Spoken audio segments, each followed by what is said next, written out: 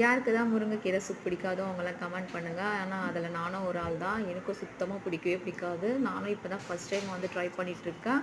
இப்போ ஹெல்த் ப்ராப்ளம்ன்றதுக்காக தான். முதல்லலாம் வந்து இது நல்ல விஷயம்லாம் பெரியவங்க சொல்லும்போது அதெல்லாம் சுத்தமாக ஏற்றுக்கவே மாட்டோம்.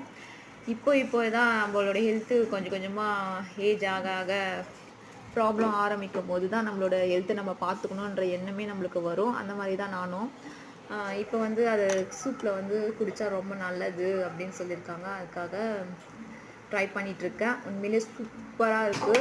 நீங்கள் குடிக்காத ஆளாக இருந்தால் நீங்கள் வந்து ஒரு முறையாவது குடிச்சு பாருங்கள். ஒரு முறை நீங்கள் குடிச்சிங்கனாவே போதும். அதில் இருக்க ஒரு பெனிஃபிட்ஸ் என்னன்னு உங்களுக்கே தெரிஞ்சிடும். நீங்கள் இவ்வளோ நாளாக மிஸ் பண்ணிகிட்ருப்பீங்க. நானும் அப்படி தான் மிஸ் பண்ணிட்டேன். இதுக்கப்புறம் மிஸ் பண்ணாதீங்க.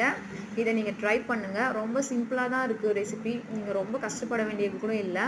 நீங்கள் ஒரு முறை நீங்கள் குடிக்க ஆரம்பிச்சிங்கனாவே போதும். உங்களுக்கு வந்து அதோட பெனிஃபிட்ஸும் தெரியும். அதோட ரிசல்ட் என்னன்றது உங்களுக்கே தெரிய ஆரம்பிக்கும். இந்த வீடியோவை பார்த்தீங்கன்னா எனக்கு ரொம்ப சப்போர்ட் பண்ணுங்கள். ரொம்ப தேங்க்யூ. இதை இவ்வளோ நேரம் பார்த்ததுக்காக.